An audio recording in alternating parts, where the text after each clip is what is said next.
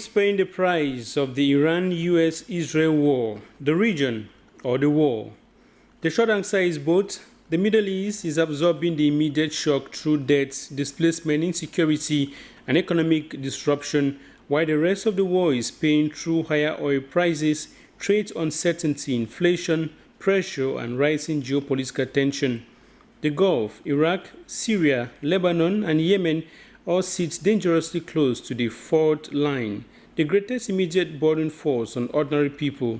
Destroyed homes, interrupted schooling, collapsing health systems, fear, and loss of livelihoods. The region is paying the highest human price. The blockade of the Strait of Hormuz is affecting both the region and the world. The big question is who is paying the price most and what the blockade is costing the global economy and what political or military steps could reopen the waterways. Still on today's program, we equally discuss Mali. Mali is in trouble. There is no need to deny that. Armed attacks, political tension, and public anxiety have all deepened the sense of uncertainty.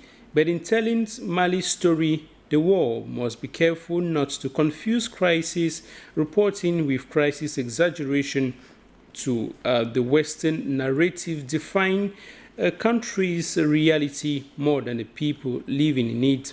Mali's crisis is real, but the narrative around it should not be more damaging than the crisis itself. The role of the Western media in telling the story of Mali's crisis is what equally we'll be looking on today's program. Stay with us. This is the Pan-African debate.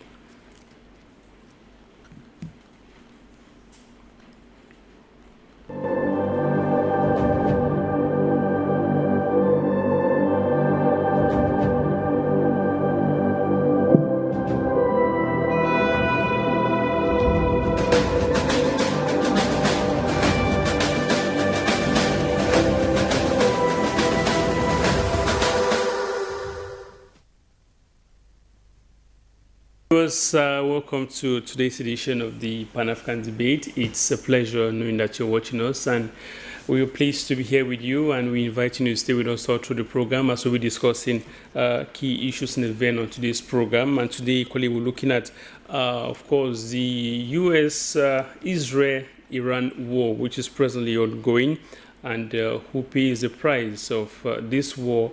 And the big question is what steps or military steps could be taken to reopen the waterway, the Strait of Hormuz, which is now a key point of contest.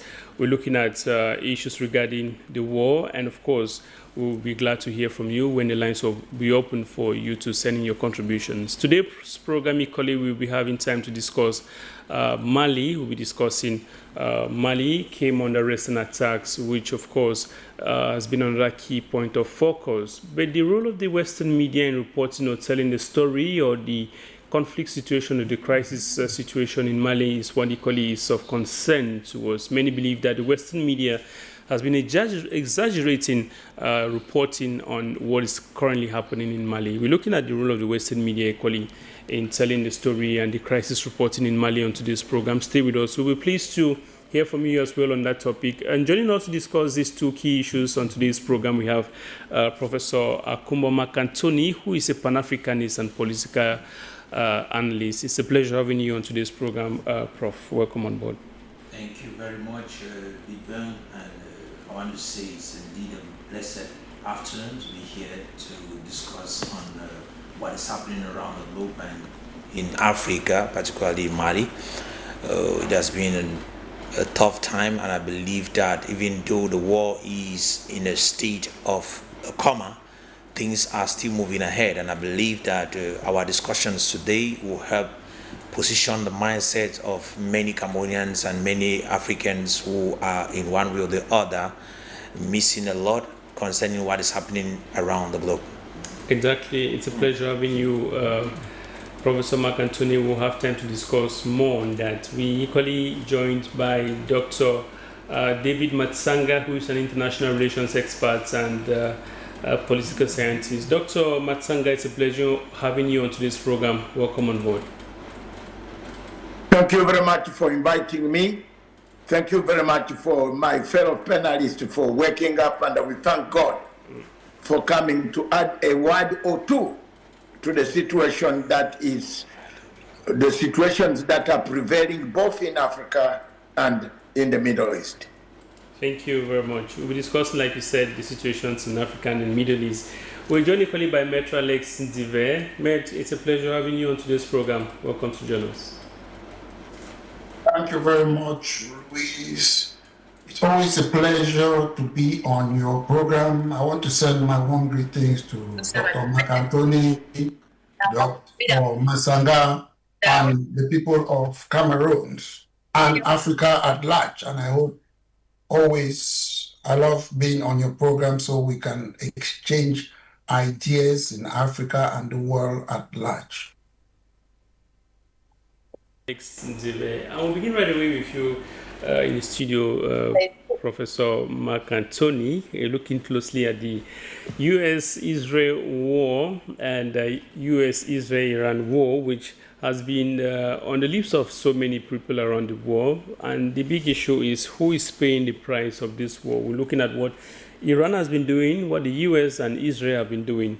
Who do you think is paying the biggest price, the Middle East or the wider war, when you look at this context as the war is playing out? When you look at the way the President of the United States, Mr. Trump, and his team were thinking, their intent was actually to cause Iran to feel the pain, not even the region. But Iran being a nation that has survived civilizations over 2,000 years, and I think 4,000 to 5,000 years civilization, they have different perspective when it comes to strategy. And I think they saw the fact that the United States is the most powerful nation on earth with the most powerful military. On sincere basis, they can't face the United States. So they choose easy And targets. for them to be able to cause the United States to feel the pain, they decided to share the pain with the entire globe.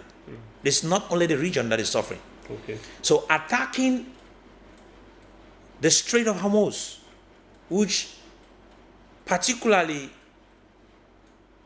holds 20%, or say 25% of the world's economy. Let me put it that way, because you have oil that is passing through that route, you have fertilizers that's passing through that route, which for now has been blocked. African countries are suffering because of lack of fertilizer for farms. Middle Eastern countries are suffering. The immediate impact, they are the ones that are feeling it. The West, Europe is practically suffering because they depended on that particular strait to have oil. Some people will say the United States is not suffering. The United States is suffering, because I heard Trump actually saying that they were doing it. They were struggling to open the strait for Europeans, not for themselves. But that's not true, because the United States is directly impacted, and that is why they did everything possible to reopen the strait. And as you've seen it, it is not an easy thing to do. Recently, you heard warships, U.S. warships attacked on that strait by Iranians. The warship that was actually struggling to force its way through, it was attacked. That brought a retaliation. All those things, all this is, I think, is what we would have escaped from if the United States, let me not put the United States, I'm talking of the President of the United States. Trump is one of, I don't understand, I don't want to use an adjective towards him, but I think that from Reagan, and even for 40 good years past, Israel had an agenda to attack Iran, and they needed to use the United States. They have done everything possible to convinced different presidents. None of them accepted to engage that war. But Trump, even with the intel presented to him by his own team, did not listen to them. He acted against information which would have helped him to escape from all this pain that we are going through right now in the war.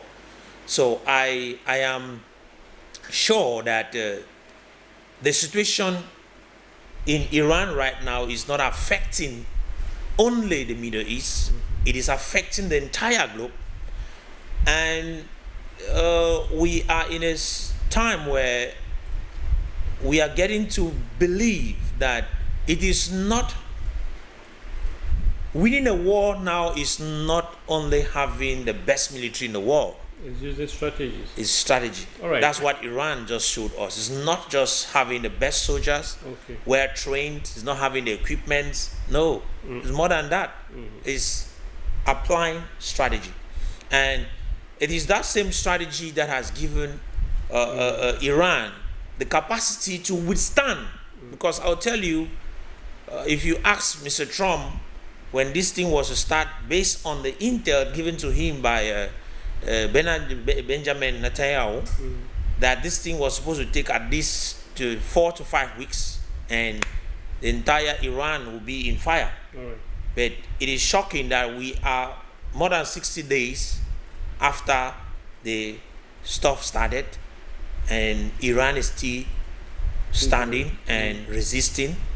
And there's an intel that is out there making us understand that Iran can still sustain this resistance for close to 5 months. Which makes it serious. And that is not what I think Trump would like.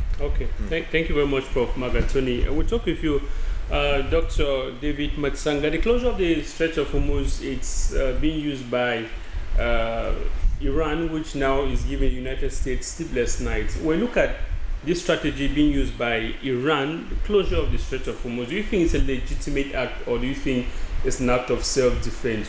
What's your analysis on this step or strategy being used by Iranian government?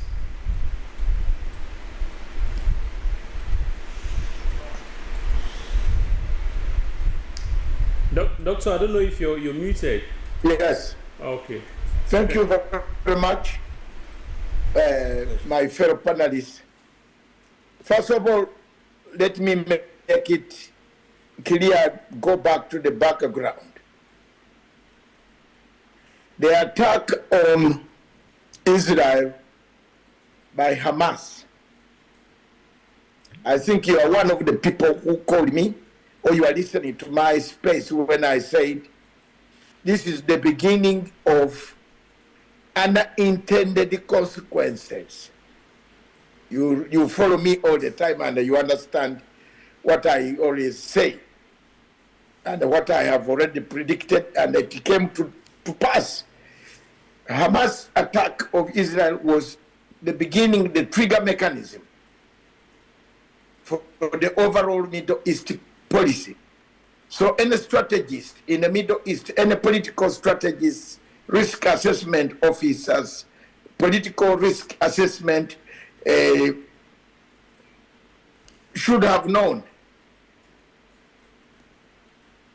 that this was going to end up by wiping out Iran. And I said, Iran's nuclear weapons will be wiped out. I predicted it. I said it.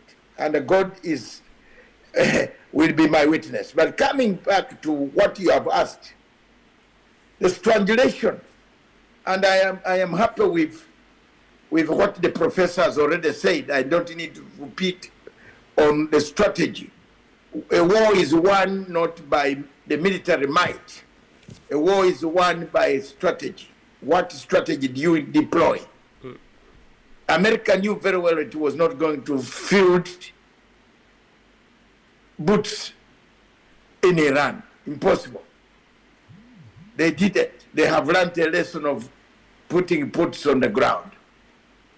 America did not consult NATO, the allies in Europe. The allies in Europe, on the other hand, were willing to pursue a diplomatic channel of dialogue on removing the nuclear weapons in the hands of Iran, which they had three-quarters succeeded. But coming to the international law is very clear on the waterways, but it doesn't enforce any state that feels that it has its, grasp on the waterway or access to it to control it. This time there is a control in international law that most of the oil coming from Iran comes from there. It is them now who control the waterway. It's theirs, it's near their territory, it is within their territory actually. But because the world, the international community needed a waterway for passage for everybody who's around that region. Therefore, those where the waterway lies have the power, like in the case of Suez Canal. Egypt has the power to control, to take taxes, tariffs on the ships that pass by through the Suez Canal, enlarge it, open it, make sure that the water is full all the time for ships not to ground, and make direct the administratively engaging the Suez Canal. You remember the 1969, is it 89? 1869 Suez Canal crisis, and all those type of things. But coming to this, how will this war end? How has this war affected the region? I am in the region as we speak right now. The people here are resilient. They have come back. They are coming back.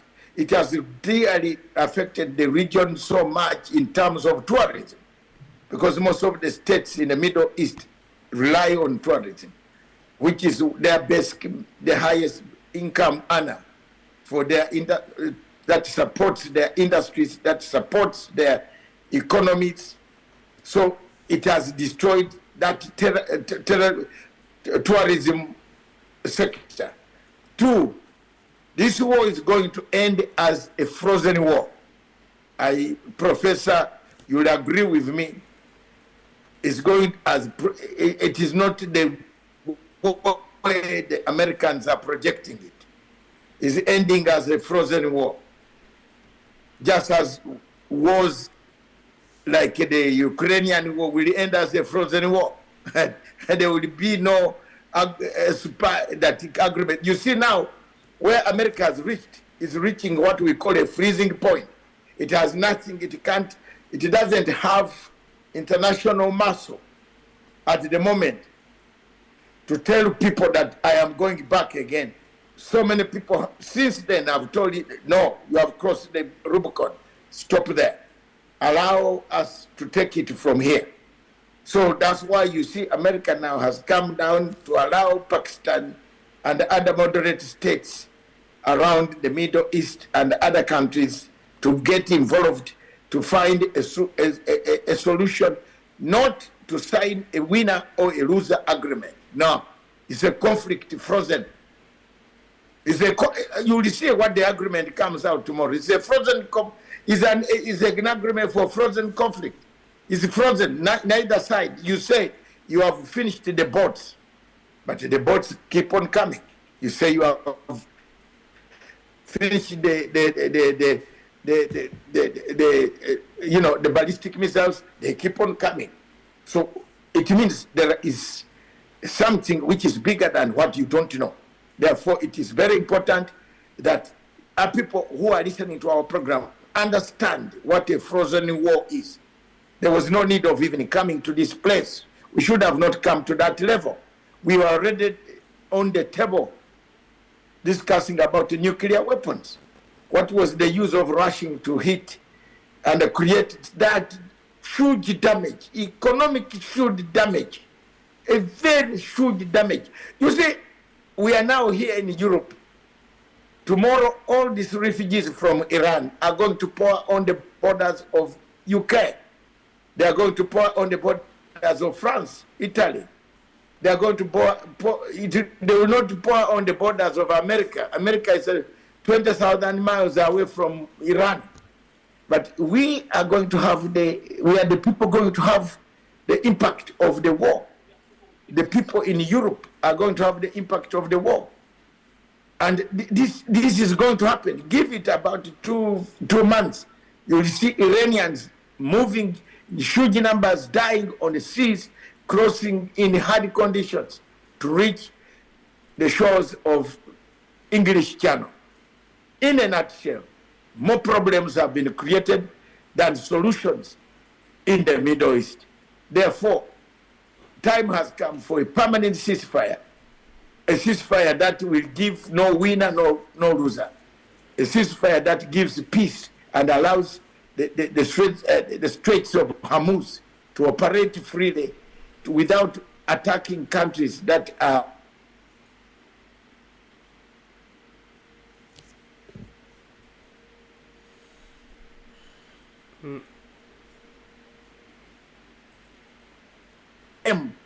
being enemies. They should be friends with these people, so that tomorrow they are the people to help to tell the real big power that is attacking Iran that please stop it. We are having difficulties with our economies. So to me, the key word to take here is a frozen conflict.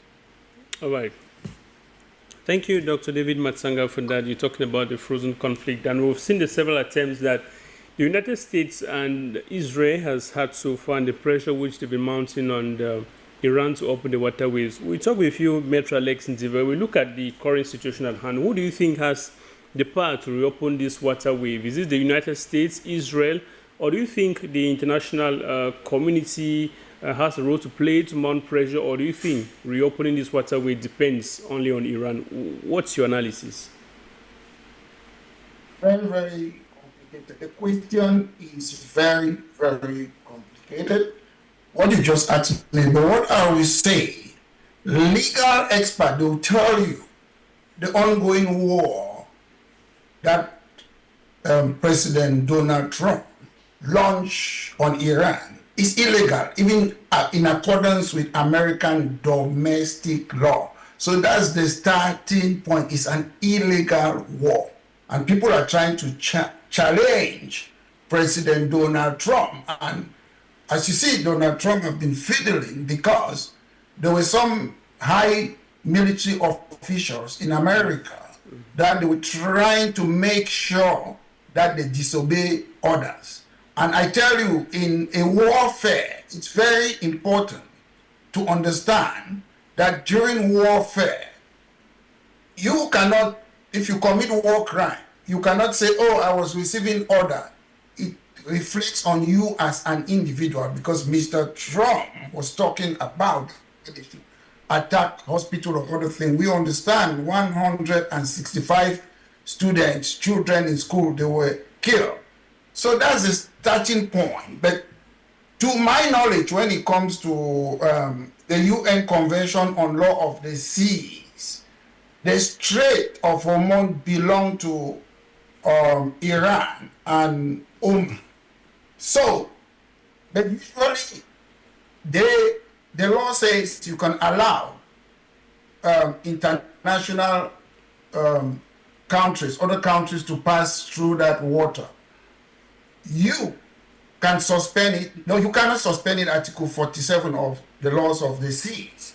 But unfortunately, if I'm Iran, we are in a warfare and you can attack enemy combatants. So that's the difficulty we have.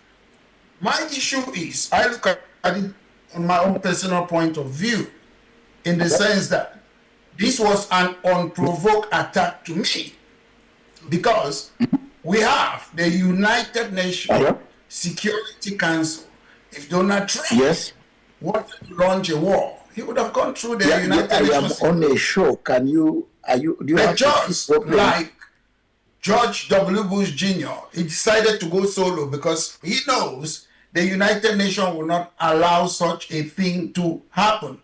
So at the end of the day, it is a war that was, as people say, analysts, they say, this war, Donald Trump is doing this war because of Israel. Okay, their point is they have got nuclear weapons. Israel have got nuclear weapons. So we see this double standard. If you ask me how can they solve this problem, Mr. Trump should just back off. Listen, all countries, they are sovereign, but I understand the West always like to impose their own people in all over the world. We saw what happened to Venezuela. We have seen other countries or whatsoever. Because at the end of the day, as your original question says, who is paying the price? All of us, we are paying the price. I live in the United Kingdom. If I say charity begins at home, if you look at fuel price, diesel, it's up. If you look at energy bill in the United Kingdom now, the gas prices have rose to, wholesale prices of gas have rose to, is it 50% in the UAE? And we are expecting that energy bills will rise close to £2,000 by July. Inflation is affecting us in the UK. I'm sure other places, but I'm just saying charity begins at home. We expect that inflation will rise by, is it 5% in the UK and threaten what? Technically recession. Around 300,000 UK citizens, they are in the Persian Gulf and they were affected by the war. And also most public people, 1 in 3 Britain, they will tell you that the war have personally affected them, and travel disruption, or other things, tourist decline or whatsoever. So to me, I could only say, I'm not an expert to tell you how can we stop or open the Strait of Hormuz. I don't know. But my point is, Donald Trump and Israel, they should back off. The Prime Minister of Britain said we are not participating in that war because we learned our lesson in Iraq, where about 1 million people were killed because of lies that Saddam Hussein had weapons of mass destruction. Because the consequences, if you look at what happened even in nearby countries like Dubai, civilian casualty, displacement of people, people have left their home, Lebanon, Iran, Gaza, airstrikes in homes and schools and hospitals. These are war crimes, but some people are above the law. Precisely, to my opinion, the West. They don't respect their own laws. Mr. Trump came up and created a new, in quote, UN, United Nations. He invited the former Prime Minister, you saw it. That's creating something else. Mr. Trump is a very divisive figure. I'm not saying the government of Iran, they are perfect or whatsoever. But you see, they want to bring a king who have been living in exile for, I'm sure, about 50 years, the Shah's son, to come there because the West, both of them, they like puppets, they pull the string. That is what they do. We have domestic and economic collapse in a lot of things. People cannot import a lot of things like from India or what because of the strait. And as I said, the price is being paid by the region. We have seen what happened to Dubai, all those countries that they were giving their bases for America to use it. And also, the world at large, we are paying a price. Energy supply have shifted, inflation, global macroeconomic. India, they used to export a lot of things through the Strait of Hormuz. We cannot see that anymore. So we are suffering economic decline because of, to my opinion, is one person who just sat somewhere. Donald Trump who said, I'm coming to maybe bring peace. I'll use 24 hours to bring peace between Russia and, how do you call it, is it Ukraine? But he has become a more warmonger. I'm not sure if it's because he was refused the Nobel Peace Prize, because it's disappointing that somebody can just sit in a comfort zone and launch an attack to a people, 165 children, they were killed. In Iran, if you kill one person in the UK where I live, it will be a big noise. People will be shouting. But nobody is talking about that. So, to my point of view, if I were in the situation of Iran and Oman, I will close the strip. I won't open it because I believe they have a right to protect themselves in an unprovoked war. Israel have got nuclear weapon, nobody is talking about it.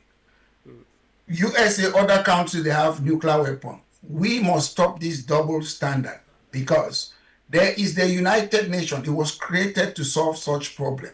But I believe Mr. Trump wants to be in history because that's why he's doing what he's doing. Because I don't believe these people in general. When you see what have happened in Gaza, close to 70,000 people were killed. If you look what happened in Iraq, 1 million people were killed in Libya. Sometimes I look at this war without any full evidence. I believe the West doesn't want other people to progress. I saw people attacking Dubai. Dubai have been the destination for so many Western people, Rio Ferdinand, politicians. They go there. Now you want to destroy their country and start rebuilding it. We have seen that in Libya.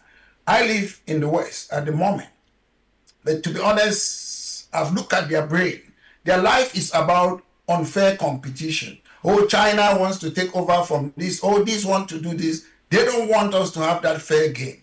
Most people in the West or countries, they think we are still living in that area where we enslave people, colonialism, or promote apartheid. The world have moved on, and the Western world should move on too. Thank you very much, Maitre Alex Ndive. The world has moved on. I'll talk with you, Professor Mark Anthony. You had highlighted earlier that the strategy of Iran is that which it's been able to draw the entire world into this war, which in turn they were expecting that this was going to mount pressure on the United States to either back off, just like Maitre Alex said. He believes that the United States and Israel should back off. But at this point, we've seen so far, they have not backed out.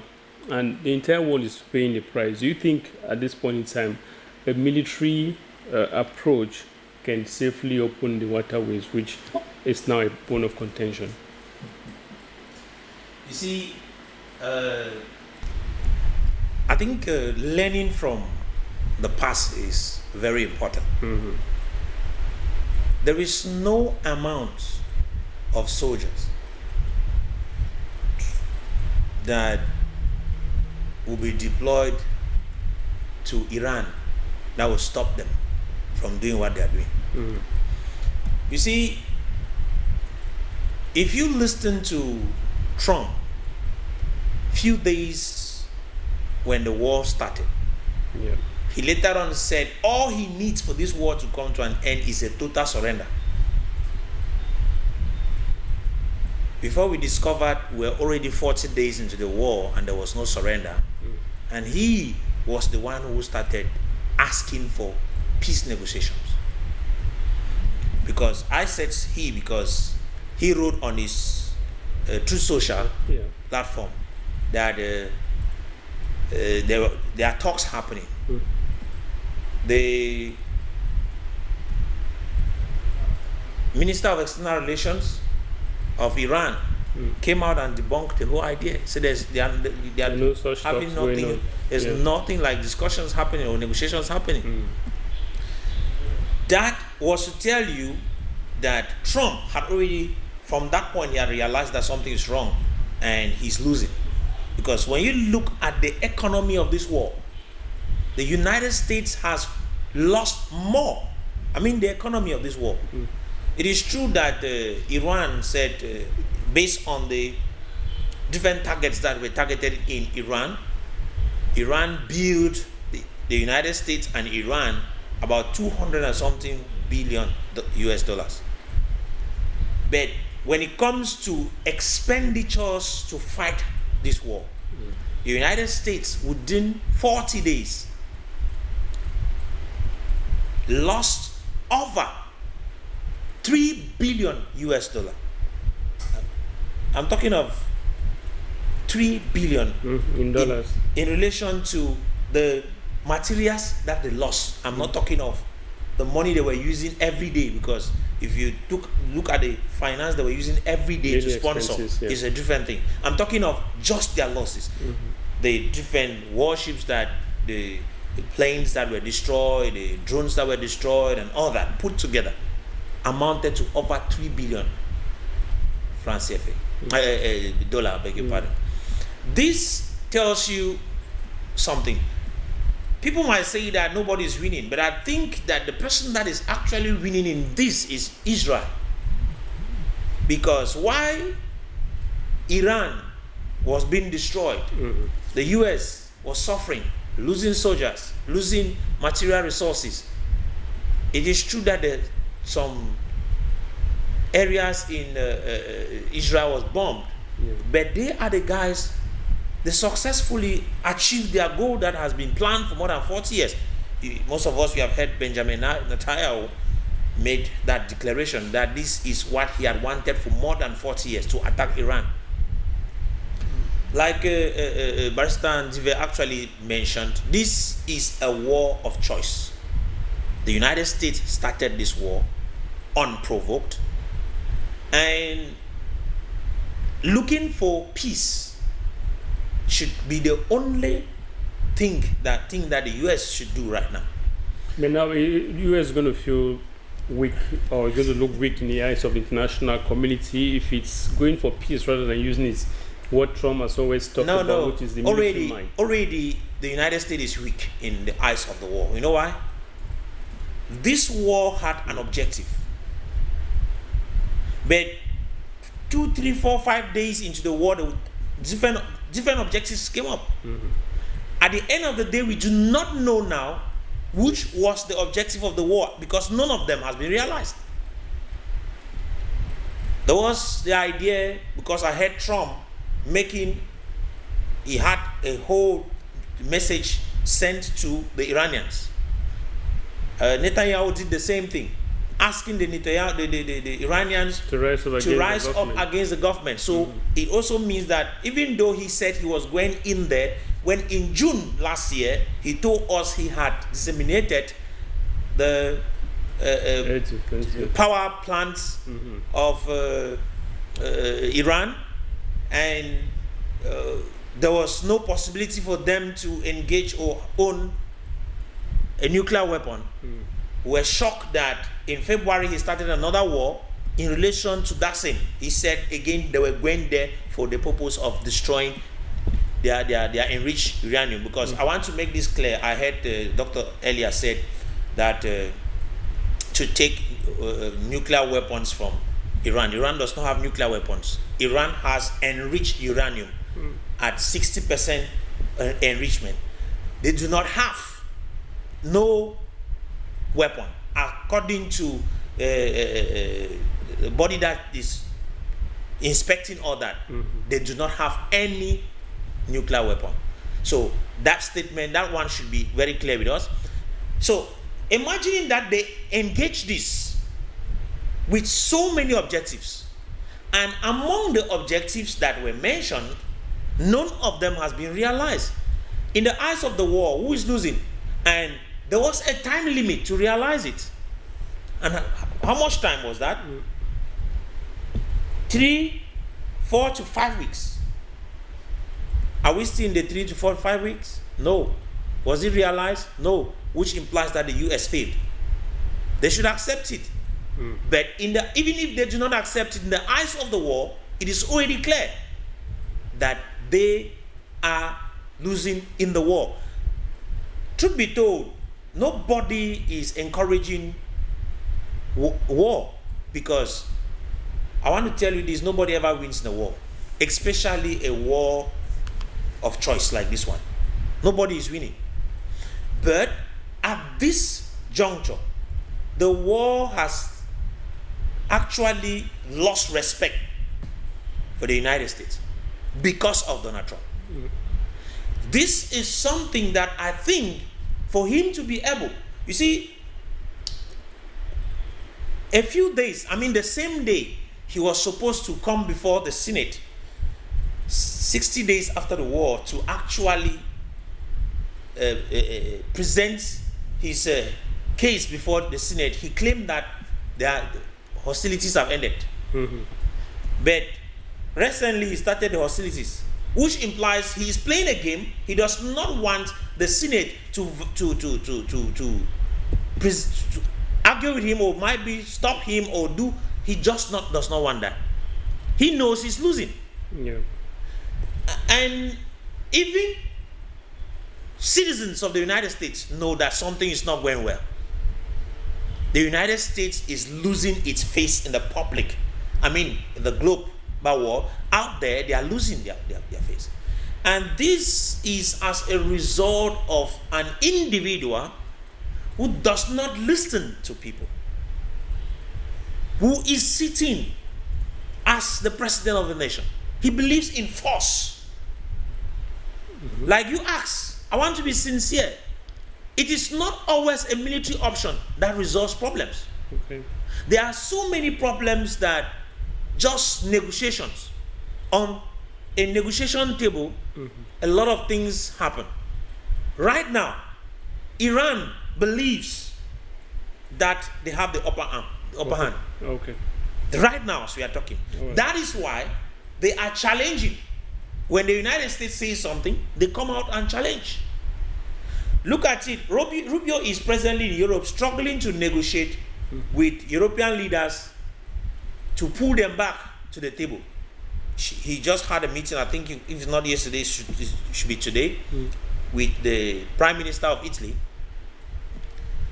And he was asking them, why is it that they are not rallying to join the United States so as to open the Strait of Hormuz? But I think Europe has their viewpoint. I heard Dr. Barsan actually made mention of it.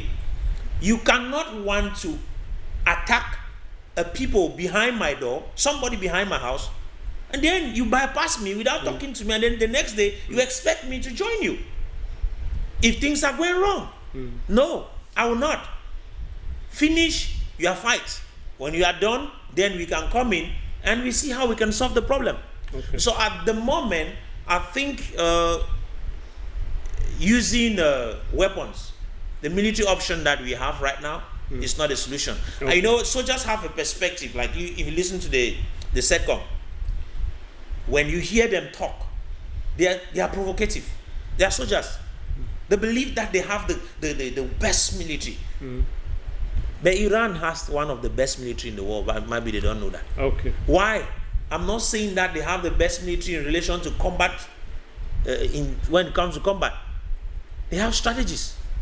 And their strategies are not strategies that have been developed within 250 years like the United States. They are strategies that have gone for over 5,000 years. Don't forget that. I'm talking generational strategies put together. What happened during this period? What was the strategy that this person used, our soldiers used? They have those strategies put in place. Okay. And they realized that the Strait of Hormuz was very strategic. That is what Netanyahu, in his presentation to the United States, thought that Iran will not have the capacity to be able to block that Strait of Hormuz. Right. But that was the first thing Iran blocked. Okay. So let's come back. What is the solution? We do not need soldiers. All right. Let them go to the negotiation table. All right, going to the negotiation table, Professor Mark Anthony, thank you very much for that. Dr. David Matsanga, Prof. Mark believes that there's a possibility of going back to negotiations. When you look at the conflict at this stage where it is, do you think there's still a possibility, or do you think diplomacy is still realistic, or do you think the conflict has gone past the stage of negotiations? What's your take on that? Is there a possibility for diplomacy at this stage? Now, Prof, there is one thing I want to agree with you and also add on by saying it has passed the stage of a very bravado. And the very fact that I want to qualify, and you can mark my exam on this, Prof. The very fact that Iran says it is not yet, you can't finish us, and the United States says you can't finish us. I'm an expert on conflict resolution, the highest level, which you know very well, makes it a conflict called a frozen conflict. I wanted to clear that so that people don't conflict. The very fact that it is impossible to defeat this nation called Iran, and it is also impossible for America to agree, and impossible for the Iranian to say you have defeated us,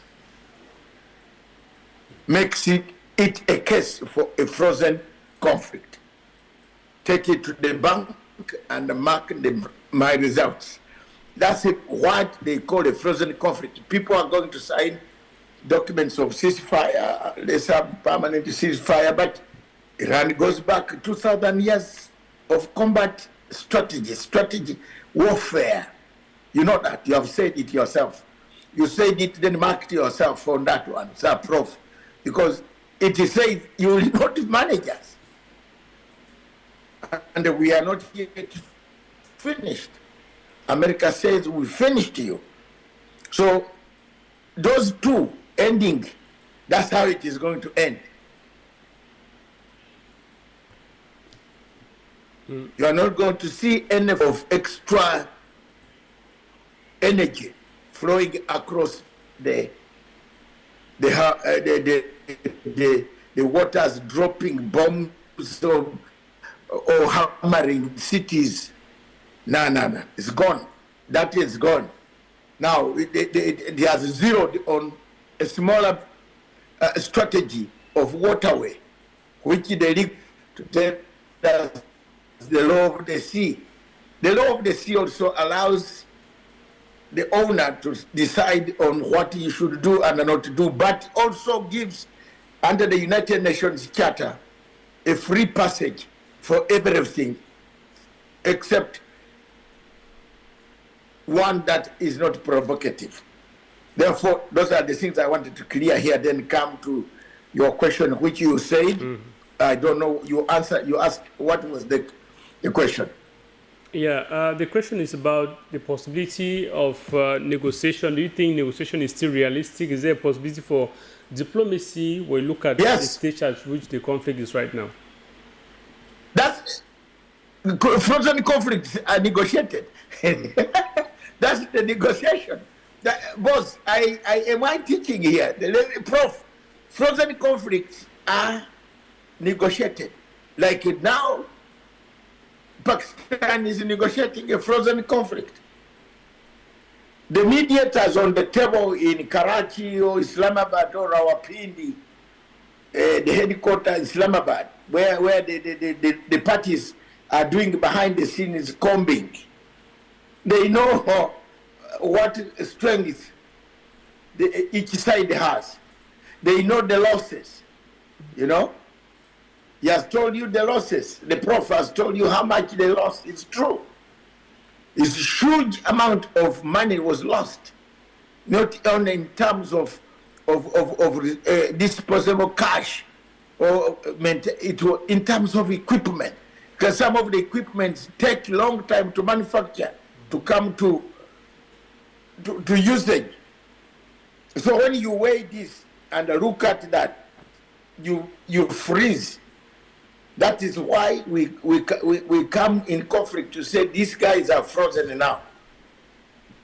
Because if the war continues for 45 days, for 1 month, 2 months, 4 months, 6 months, where will you get the interceptors? You know those ballistic missile interceptors. How many countries in the region are able to buy those interceptors? At what cost will Israel, for example, buy, and then the United States will remain with what? Yet you don't know when China could strike you. You don't know when Russia could use the weakness of lack of such interceptors to come for you. Therefore, planners have seen, and I agree with you, that war, and my submission, which I'll stick on, just as the professor stuck on his submission. My submission is a frozen conflict has occurred, where agreements are simply being signed for the sake in a frozen conflict.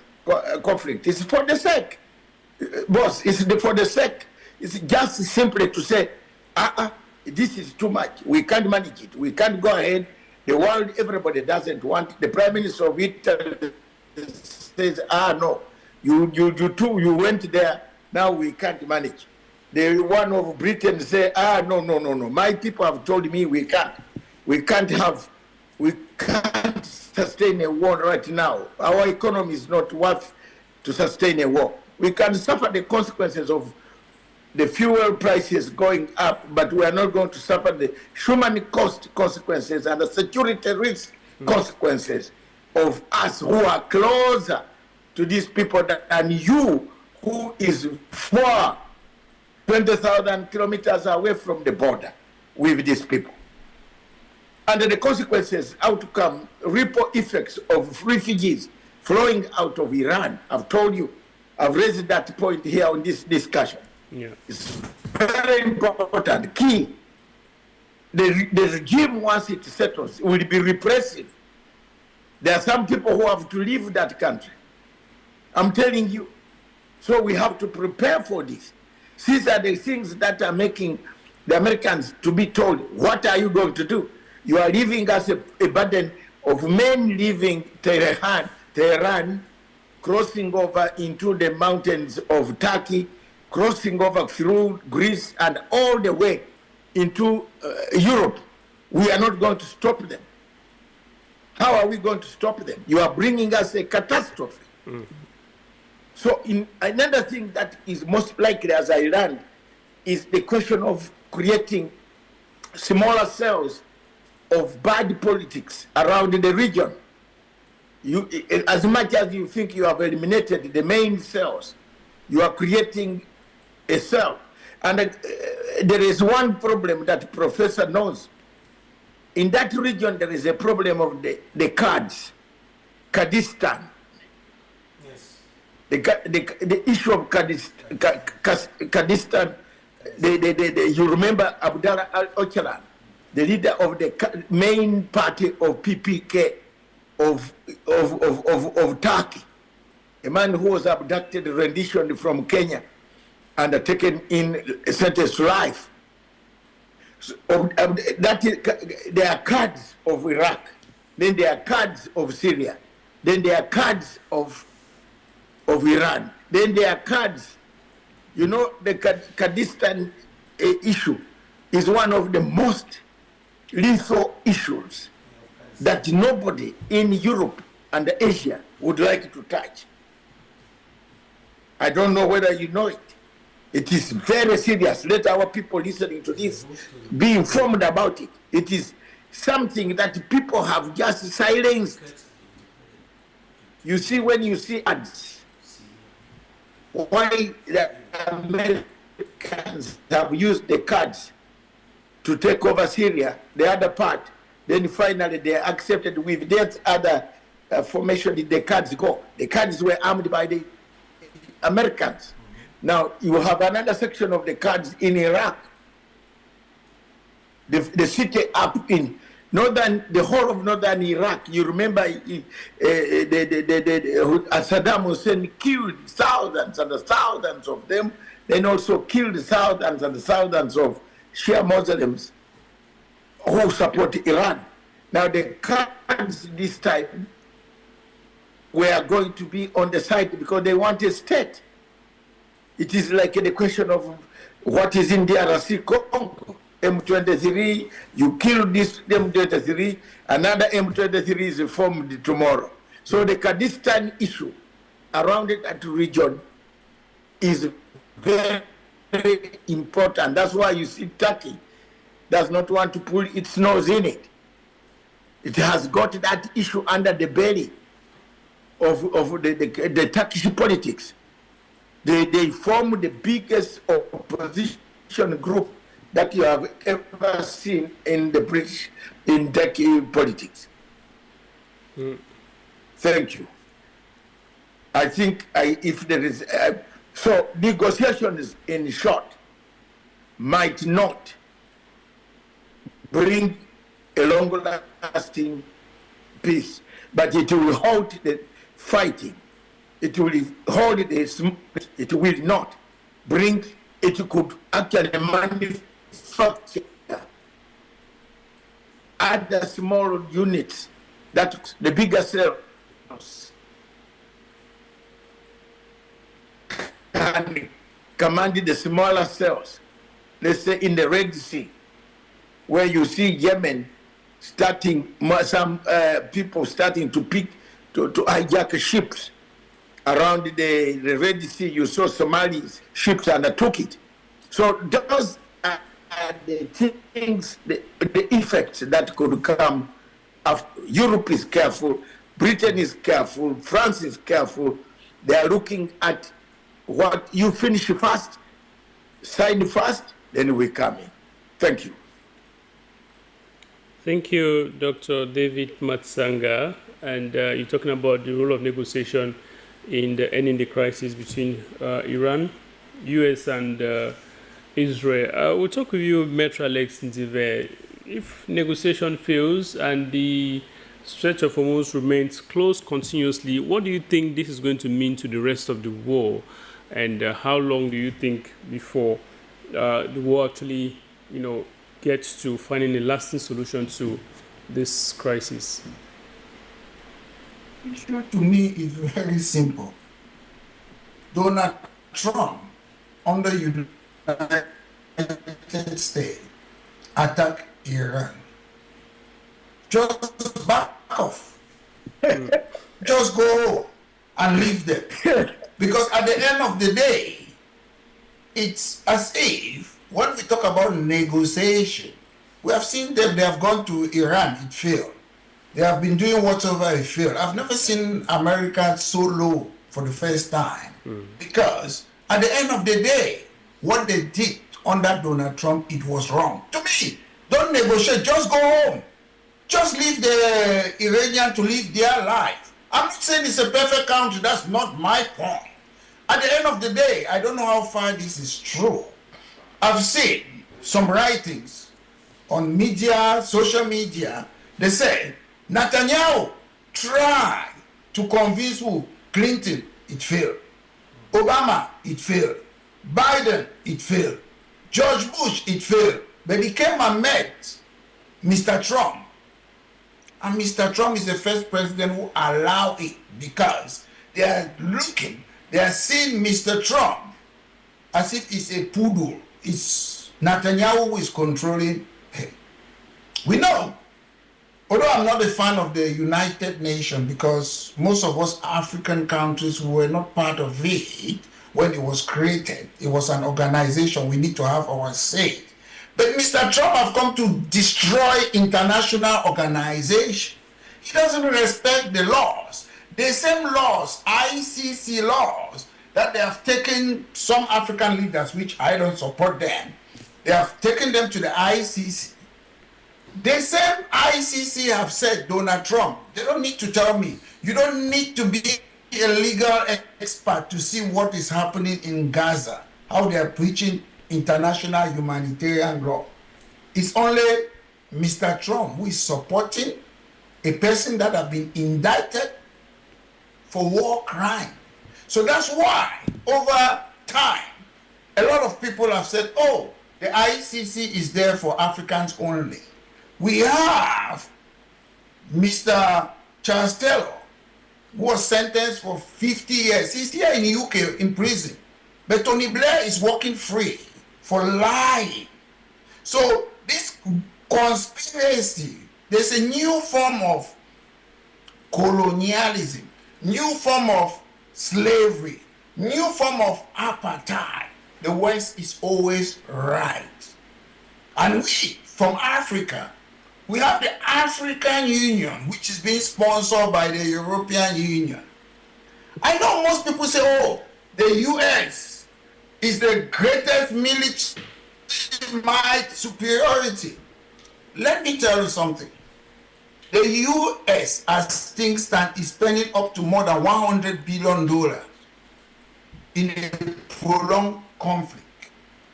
If you look at other countries, because I don't believe in military might, the US have got about approximately or more 1 million go to the air and attack people. You can attack them in the air, but put ground force there. That's where you know NASA power. Because there's something which NASA defeated these people, US, Britain, or what? Arab nationalism. That's what they don't see. It's not about, in modern days, the US is the only country that have used nuclear weapons, Hiroshima or whatsoever. So they are the most dangerous country on earth because no other country have used nuclear weapon or other people. They are the only people. So why should we not think the US is a threat? Why should it be only, is it Iran or whatever? Other people, they have got nuclear weapons. Because to me, us in Africa, we need nuclear weapons to protect ourselves from neocolonialism. So at the end of the day, US have got weapons that they can destroy certain country in 1 second. But international law doesn't allow that. And Donald Trump should be careful. Because we don't always need this conventional warfare or whatsoever. There are other people understand their geographical location, Arab nationalism. So conventional war, because you have this or this, doesn't mean you're going to defeat people, because the US know if they put ground force in Iran, it's not going to work.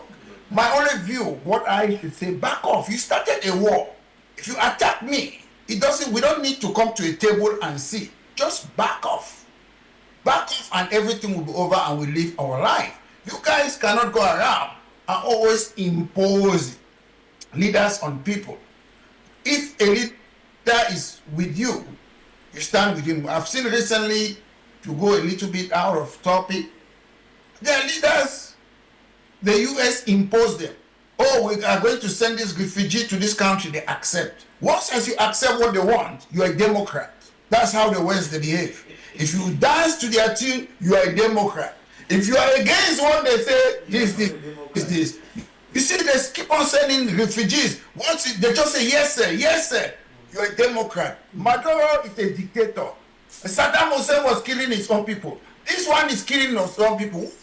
In the West, they kill their own people too. That's why we protest sometimes. So it saddens me that we say we are a sovereign nation. I will stand, personally, my view, I don't want the Shah, that man in America, who say he's coming there, his father was a Shah or king. I don't want to see him there because he's just a puppet. You're not coming there for the interest of the people. Today in Africa, a lot of us, we are clapping for some people who are dictators, like Traore. Why? Because they are standing for the people.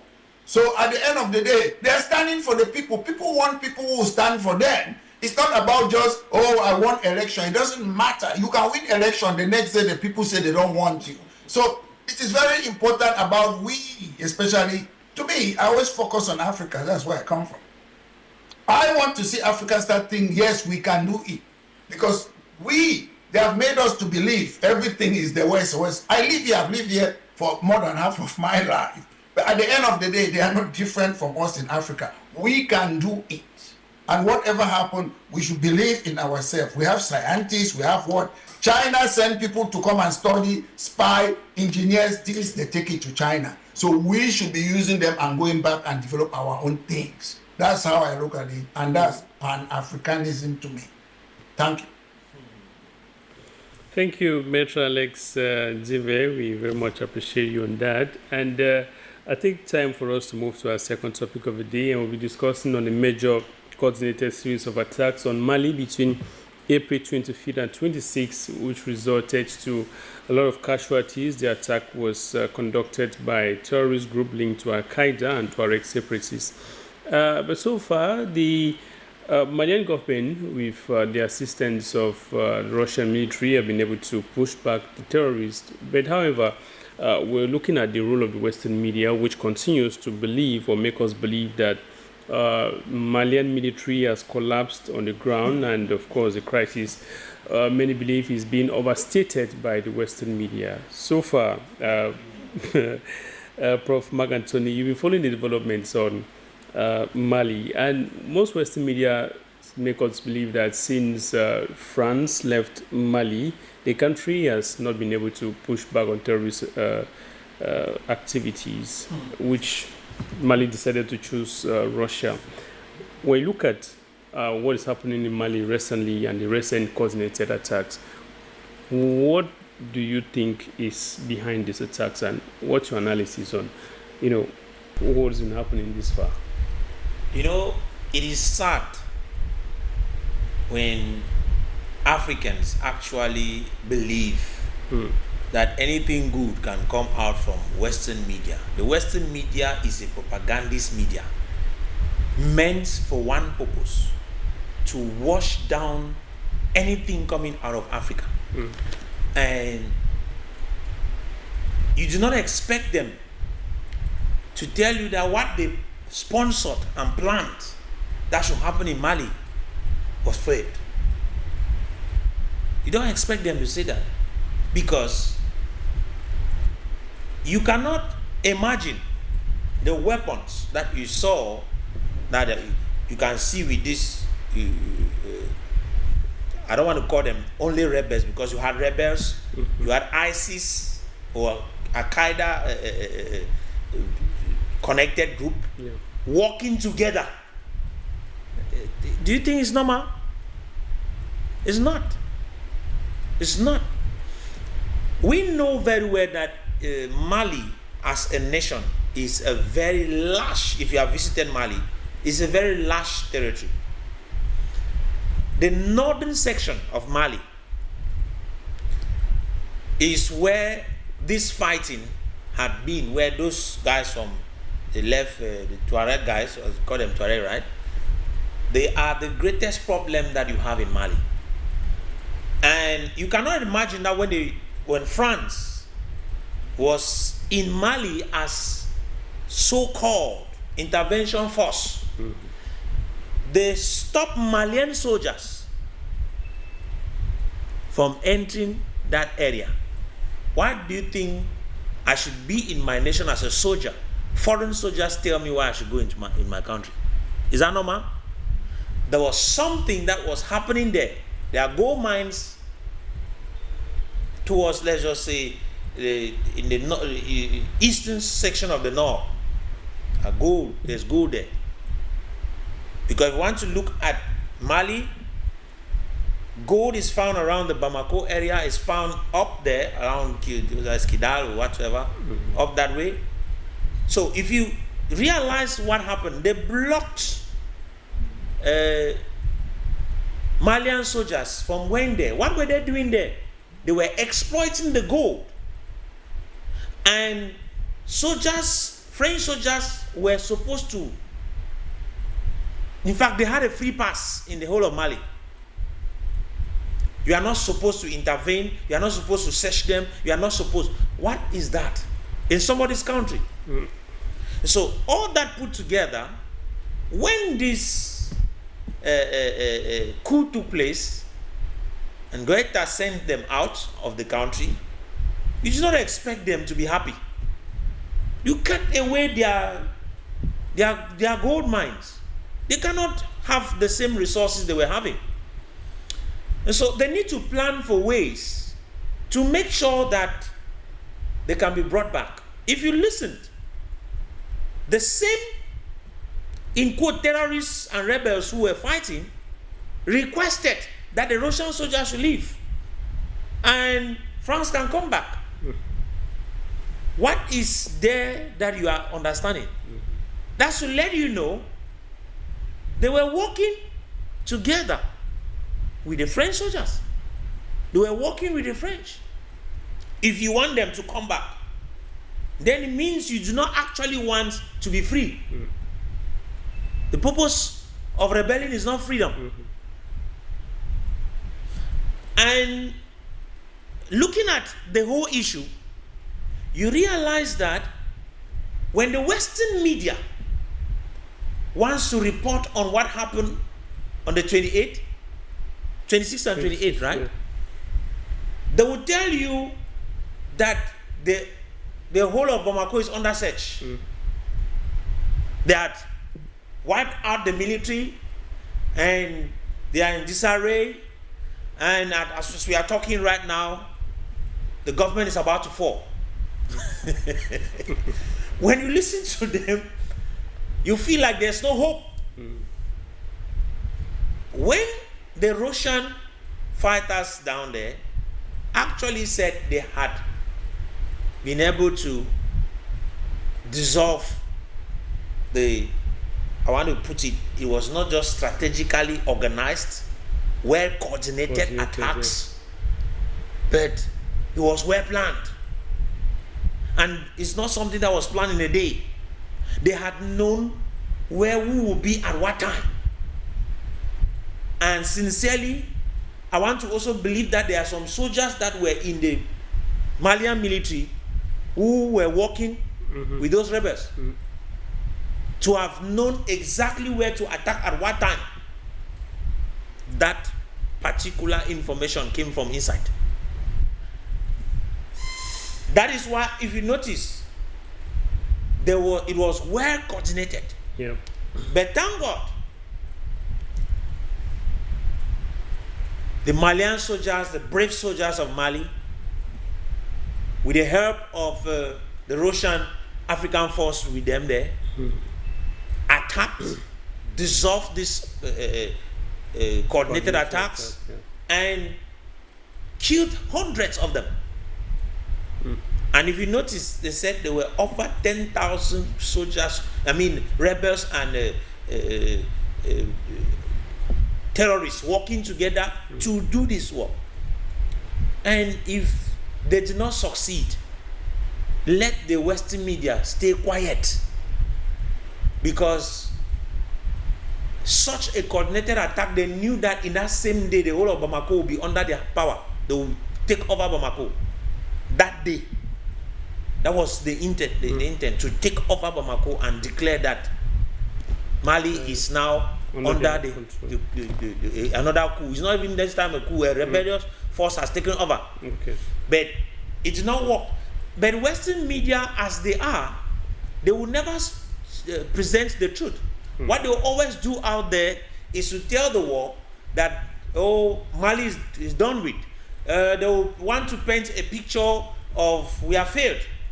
Let's be clear here. We Africans who have allowed ourselves to be brainwashed are our greatest problem. And if we actually want to make a difference, we have African media, which they are supposed to be listening to, but they'll prefer to listen to BBC, they'll prefer to listen to France 24, they'll prefer to listen to CNN, which are all telling the same story and all favoring the same side, without actually telling us what is happening on the ground, and without telling us the source of the problem. The source of this problem is France, who is causing this particular issue. It goes back to the French. Okay. Thank you, Prof. Fingers are pointed at them. All right, fingers are pointed at France, like you said. Thank you, Prof. Mark Anthony. Dr. David Matsanga, many say what is happening in Mali was long awaited since Malian government under Assimi Goïta decided to push out France from the Malian territory and decided to bring in the Russian, which is, of course, the African Corps.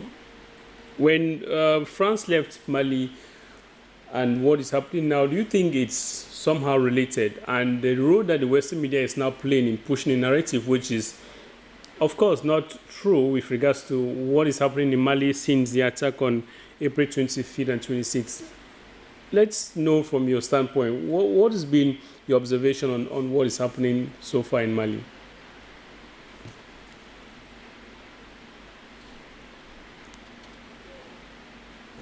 Dr. David Matsanga, can you get the feedback from here?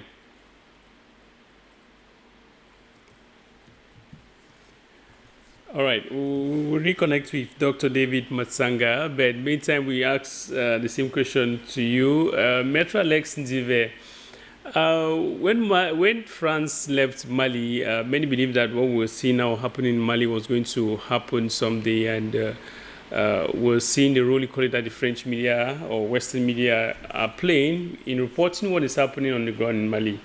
How do you relate what is happening now with what many have been speculating, that France was going to find a way to come back into Mali because it's a territory they have been benefiting a lot from? Frankly, true, as Dr. Mark said, people like to listen to BBC. People like to listen to this sometimes. You see our fellow people, when they talk to BBC, they think they have landed. You who is in the Cameroons or Africa, you are on the ground. You have the better information. Sometimes we have to emancipate ourselves from mental slavery. Yeah, we have to look at those things. It's very important because at the end of the day, I should recall you something.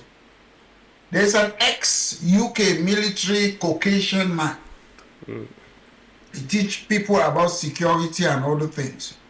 He once said, Alex, why do you think people always want to attack the United Kingdom? He said they will not attack Africans because I'm using this word we are using terrorists. He said because Britain enslaved people. Britain colonized people.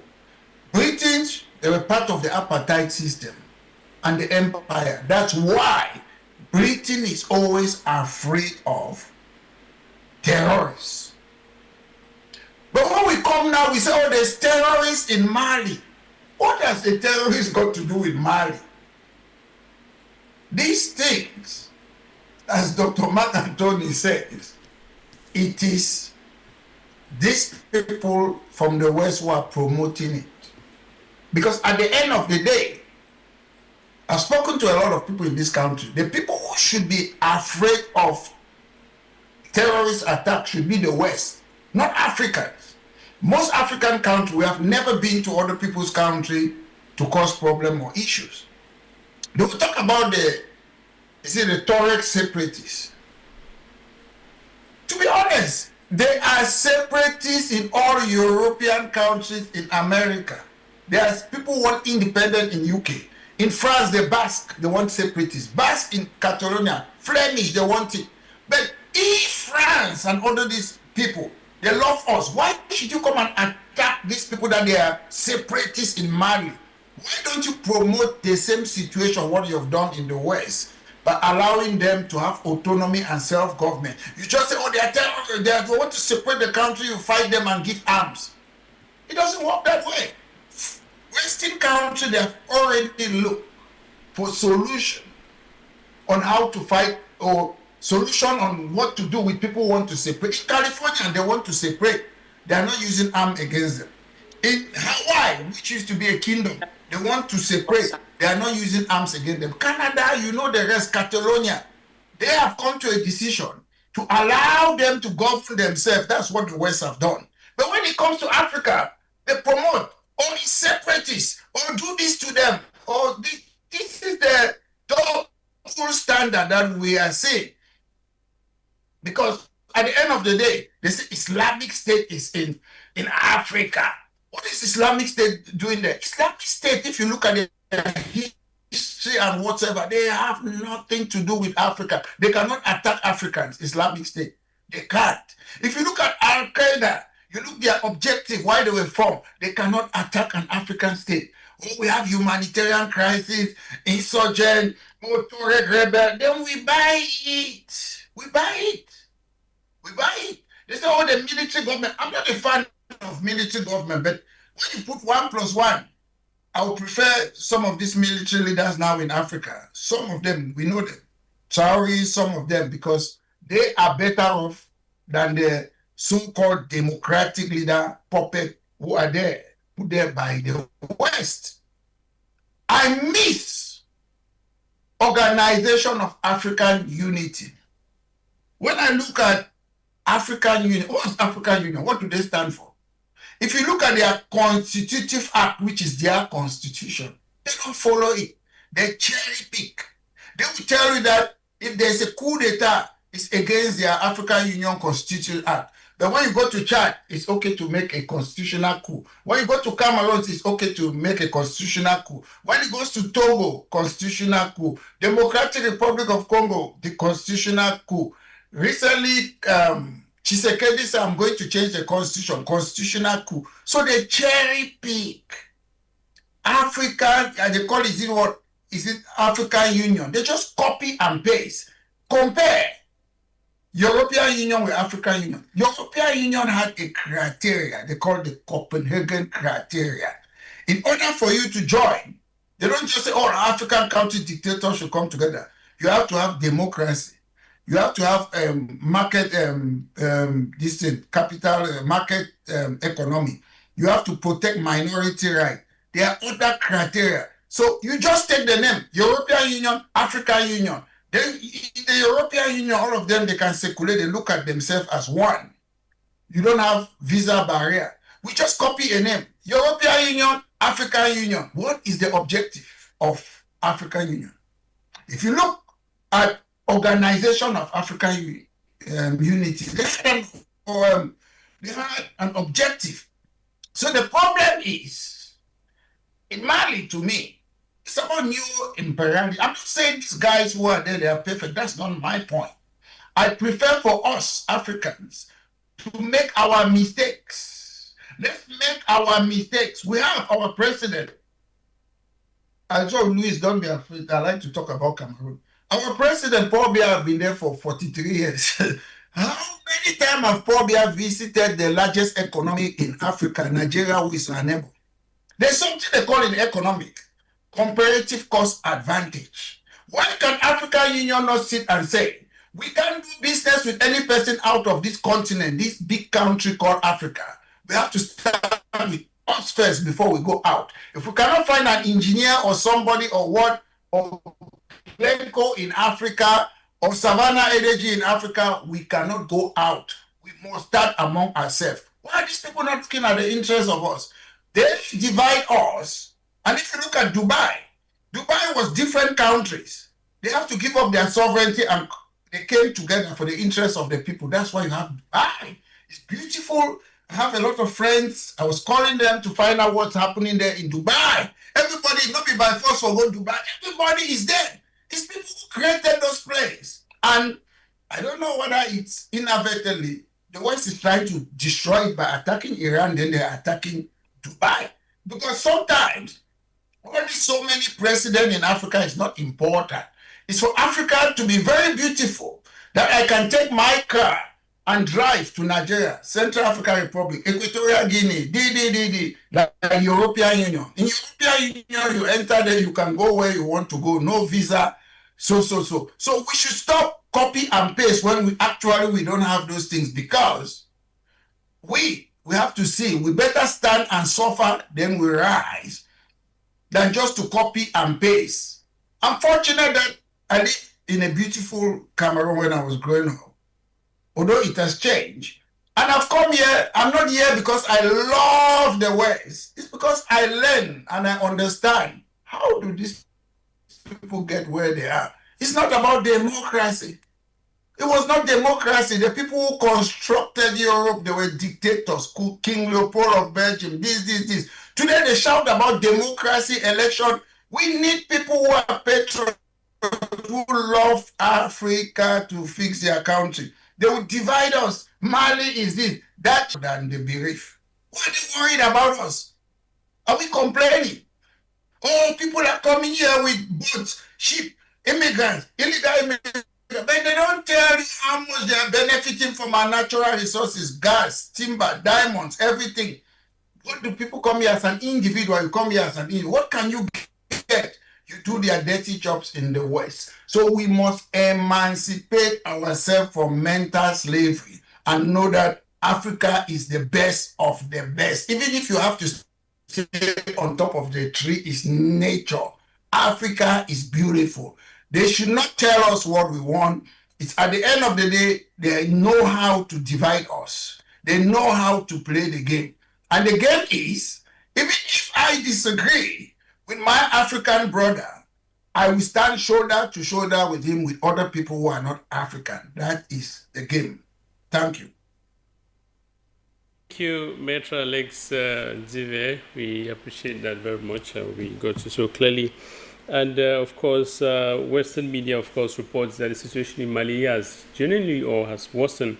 We'll talk with you, Dr. David Matsanga. We look at the security situation in Mali according to what the Western media is reporting, it says the situation has worsened. And when we're relating this to the fact that Mali, sent out France from its territory some time back and brought in the Russian. When you look at what is happening in Mali today, do you think the situation is genuinely worsened, and the role the Western media, or how the Western media is presenting this narrative, what do you see wrong in all of this, and how is the situation to you compared to before now? What has changed? Okay, thank you very much. I want to tell my friend that when he talked about this good territory, I'm in the best territory. That's why it is too hot here. In fact, that same territory you like is where I am now. That's why it's hot, and I had to doze off. Very hot here now. Even inside, even if you put FC, it is hot. That's where I am actually. So it's nice here. I came to see the fact finding, to see how things are returning to normal. And things have come back, and after the war of the first phase that we have tackled already. Now, let me come to this Mali. I've been to Mali for more than 11 times. I've met the president of Mali several times. I've given my views to him. What Mali is facing today is what we call a proxy war. It is facing terrorism, which it has been fighting, but again now, added on top is a proxy war, an international proxy war. The current attacks are engineered by Ukraine, which is very far, because Russia exists on the ground in Mali. Therefore, Ukrainian instructors, Ukrainian new drones and others which were captured, because I've had time to speak to all the men there. The only person I've not spoken to is the president, because he has been very busy on the front line. But I've spoken to all the other ministers and other people whom I know. The biggest problem there is a proxy war, and let's agree and agree. I want to thank my brother today, nation of this thing called African Union. It is dead. It died a long time ago. I think we are trying to talk to a ghost waiting to be exorcised and removed from planet Earth, and it goes into the air. It's gone. AU is gone. Therefore, there is no AU to... Don't be beaten and think AU will help you. It's useless. It only condemns the right statements, either it is on the side of Iran or the side of this way or that way, but it has nothing, no muscle to create a problem, a conducive situation in the African itself. I think the best thing we can do for ourselves as Africans, and let's be honest as Africans, the best we can do today is to return to Organization of African Unity. I agree with you. And because of what you have said today, I think I'm going to trigger it on international level and at national and continental level. I want people to go back to the original AU. We don't see AU working. There's nothing. You can't copy European Union and bring it here. It doesn't work. You see South Africans are beating up Cameroonians and the Nigerians, smashing their shops. There's nothing that we are getting. We are not teaching people our history. We are not teaching the African Union formation, African Unity Organization of 1963, that most of us grew up paying under Ahijo of Cameroon. You know, some of us used to hear President Ahijo, civics. We are taught lessons about Ahijo, about Secretary, about NASA, Emperor Haile Selassie, Patrice Lumumba, Nkrumah, Nyerere, Obote, Kaunda, Jomo Kenyatta, Aminu Kabura, Benabera. These people used to inspire you. When it comes to civic, one of the subjects that and the lessons that I wanted to attend without missing, even if I was sick, was civics. One of the problems that we have in Africa today, why we have even problems that spring up in Mali, is we are no longer teaching, and the professor will agree with me. If you take a student today for an exam and ask him, where is the River Nile? Ask any of these students, where is the River Nile? Prof, and my brother lawyer there in the studio, he will say River Nile is in Morocco. Call any of these African students today. You know, I'm going to answer your thing of Mali. Ask anybody where Cameroon is. He said Cameroon is near Mediterranean Sea. And they said, is it true? Answer, yes, it is near Mediterranean Sea. I swear in the name of God. Look at us. Prof will agree with me. My lawyer friend will agree with me. Our first test every day.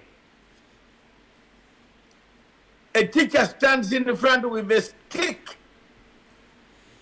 And the first test was this, Prof. They put it 10, I think the lawyer also suffered the same. 10 questions. 1 + 1 × 2. If you don't answer 10, lie down. If you have answered 6, you have failed 4. Those are 4 strokes. In the name of God. That is how I went to school and I came up, Matanga, today. Civics. Capital city of Eritrea. If you ask people who come to you today, what is for interview in your office? Mr. Lawyer, you can even run out of the window. In fact, you go back to the bathroom and say, what life is this in Africa? A student coming to your office for an interview, you say, what is the capital city of Kampala? He will say Nairobi, and he still sticks there, Nairobi. In fact, he could say Kenya. Kenya is the capital city of Uganda. People don't know the differences. So African Union is something that brought us into this quagmire.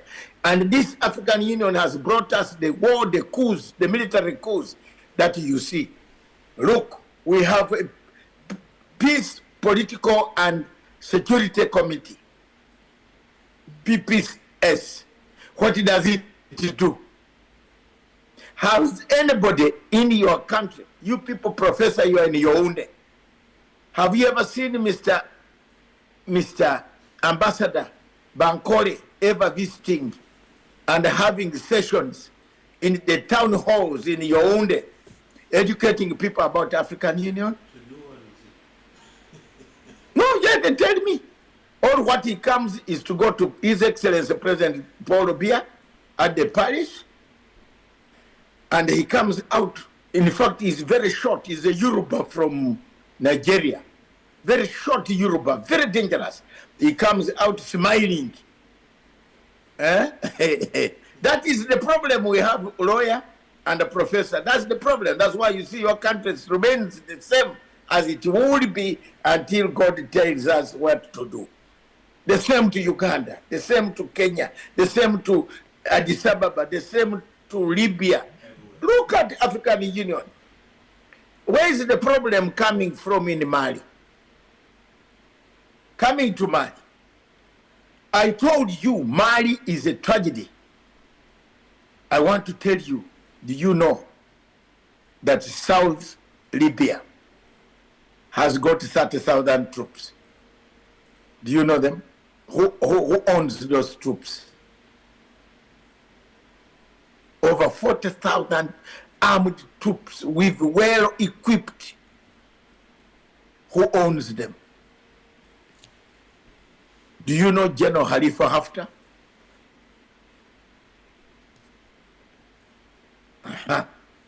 Do you know that Libya is divided into two parts?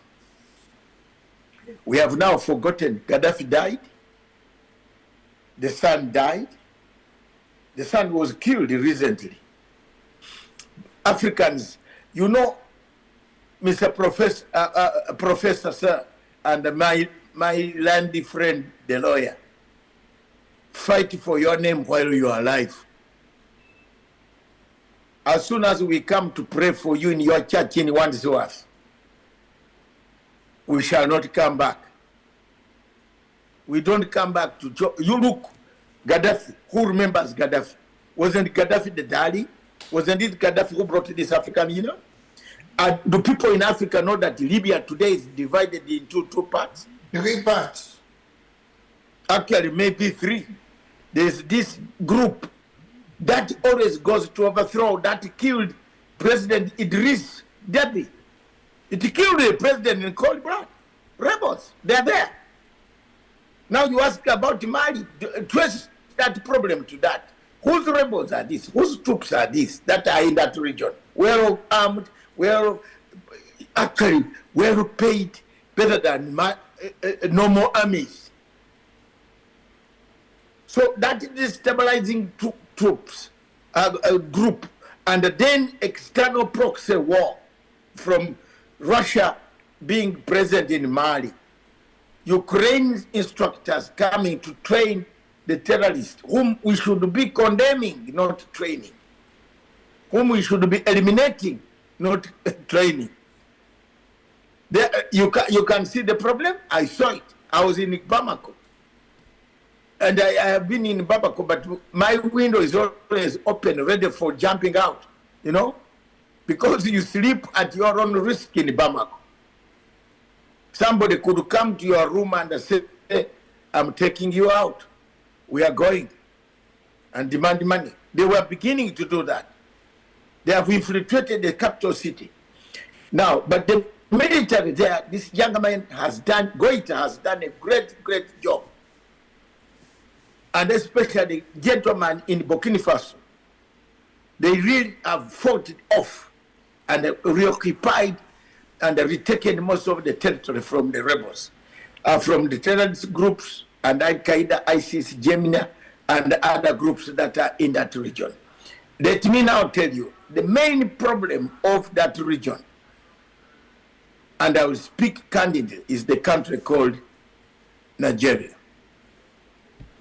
The shallow, hollow, empty type of governance, my brother, has caused chaos in that region. There's no governance. Once you have a big state of 250 million people without governance, without proper governance, it goes into a pariah state that supplies the region with terrorists. Boko Haram started where? It has spread into Cameroon, like in Chad, in Mauritania. It has spread into Mali, Niger, Benin, Togo, now Ghana, Ivory Coast. Almost the northern parts of these countries and the southern parts of these countries, there is some semblance of the Sahel region crisis. So what do we do? To do this, we must reassemble Nigeria. Because the biggest problem is that in Nigeria, there is nothing that works. I don't know whether, Mr. Lawyer, you have seen something that works. Is there anything that works? Because it is good you speak very good English. Otherwise, the first question they will ask you, are you from Nigeria? You know, you feel offended. This, brother, let me make this point, let people hear, let the clip go out. These guys have caused us more chaos than ourselves. They brought visas to foreign countries where visas were not allowed. Everywhere you mention in Nigeria, there is a crime. The first thing that comes into your notification is a crime. In fact, when you say you have married even a Nigerian wife, there is at the airport, are you married together? Yes, a crime. Somebody starts, look, I know the host might be uncomfortable with this, but this is the truth. You marry them at your risk because there is crime. You don't know what, they start asking you, what about her? They separate her from you, yet you have all the qualities of visa to enter those particular countries. You see that, sir? So there is that problem. The biggest nation in that region has applied the chaos that we see in Mali today. The same country is the one quietly dealing with external proxies because Russia is in the Sahara region. There are Russian troops, corps. Therefore, Ukraine has also poured on the other side, even supporting terrorists in Mali. Now, what do we do finally as I learned? Time has come for African Union, and I agree with the legal mind here, our brother, that it's better to have even this military dictatorship than to have a corrupt civilian government that has destroyed every African nation. Most of the African nations with civilian governments, when you see the things that they do, you just say, what is going on here? Apart from Ghana and a few states, everybody is doing something which is headlines that come out are very disgusting headlines in Congo, look, every headline coming out every morning when you read in Africa. If you want to get sick quickly and go to heaven, just fly into these African countries and read what the headlines do in the morning. You might think the end of the world has arrived here. So for me, African Union must be reformed. To come back, allow the military guys, remove that draconian thing that when a military guy has taken over power by force is excluded. Who are you to exclude when the people want the guy at times? This is where we have gone wrong. And that's why we see now terror groups are taking over countries in these places. All right. So please, that is my submission that in Mali, the government has done very well, and it is pushed back.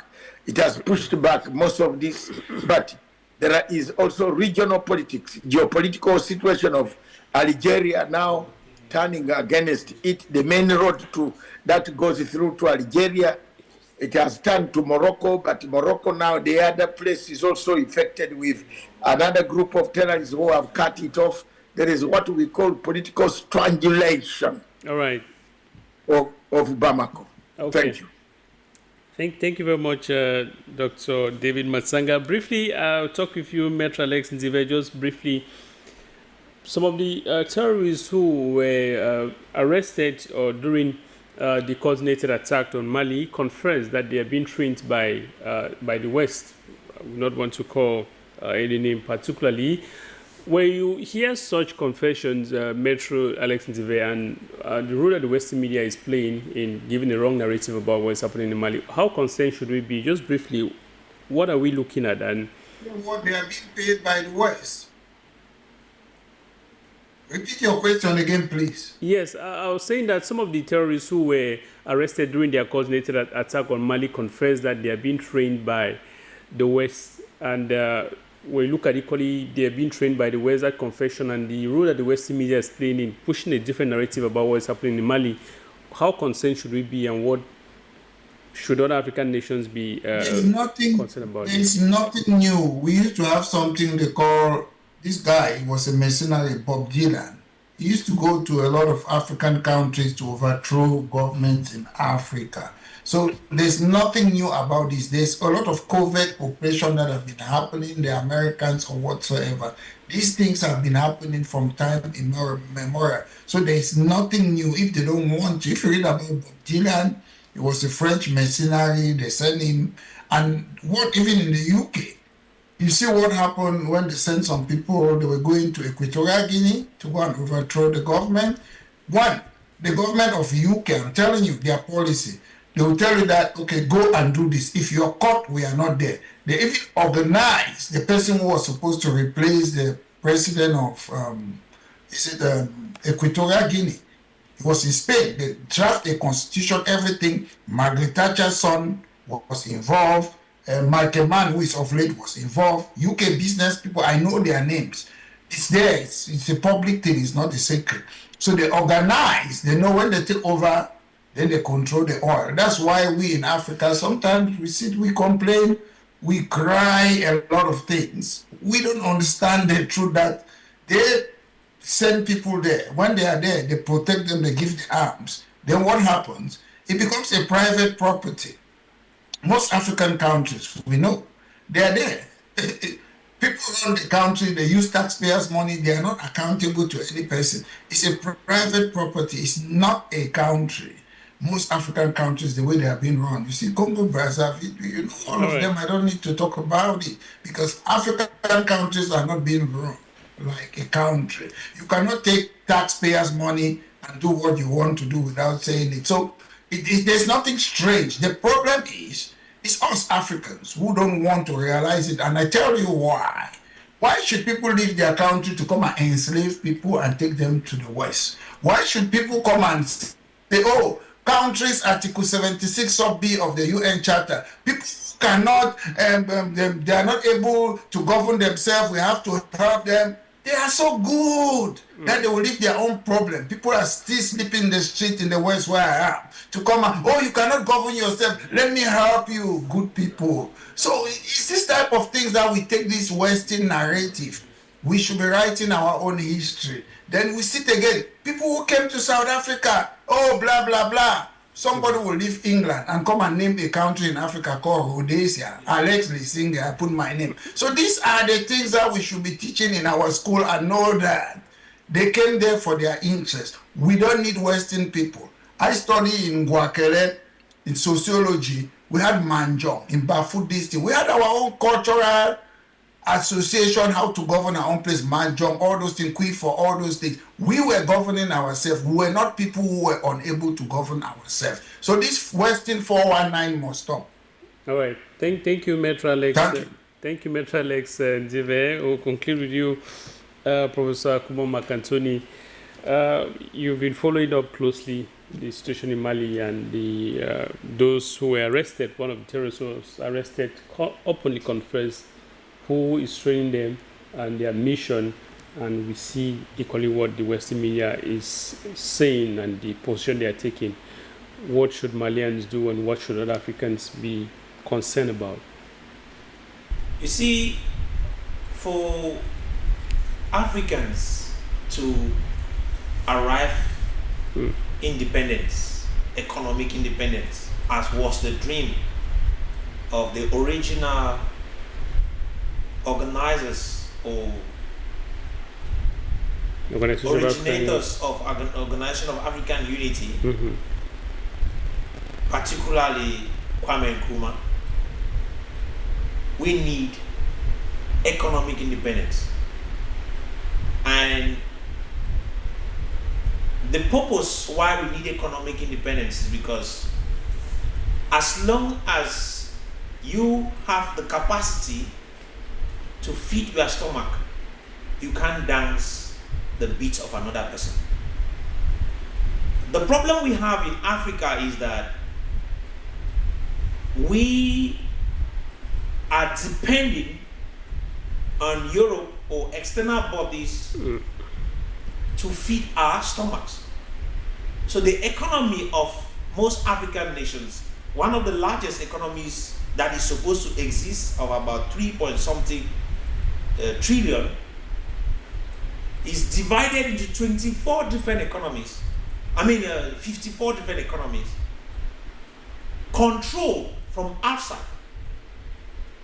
So as a result of that, if something is supposed to happen within the continent, the person who is feeding them determines what should happen. Like you heard Traore mention, the greatest problem of Africa is hunger. So the best way for Africa to take over, we need to produce our own food. And that is what Traore is doing right now in his country, trying to do everything possible to push for economic independence in his country, which is supposed to be the primary function of every leader within the continent. But that is not what is happening. It is hunger that causes most of the young people to say they are rebelling in the first place. It is hunger that causes people to say, okay, we are submitting to a group called Al-Qaeda or whatsoever rebellious group that exists, or terrorist group. When this hunger steps in, the people who believe that they have what it takes, they come in, they say, okay, we are going to give you this amount of money. We want you to create chaos within this area. They are going to do it because they are giving them the money to eat. So that is the problem we have right now in Africa. We have a problem, an economic problem, which we have not been able to control, sincerely. So we have to be able to go back to the original dream of those who created the Organization of African Unity to attain economic independence. The West plays the drum and Africans do the dancing. So don't expect that at any given moment they should change their story. They write the stories while we are the actors. What do you expect that they should write? You don't expect the Western media to say anything less than what they are saying. They are the ones behind. If you heard what the rebel who was captured said, it makes you understand those sponsoring them are the same people training them. And like I said earlier, why are they trained? Why have they accepted to be trained by them? Why have they decided to rise against the nation? At a particular moment, hunger pushed them to the state. They were neglected. So we need to come back, stop some of these crises we have in Africa, and necessarily not supposed to happen. So we need to get to that place where we say, okay, let us do something. We empower the local people. We feed them.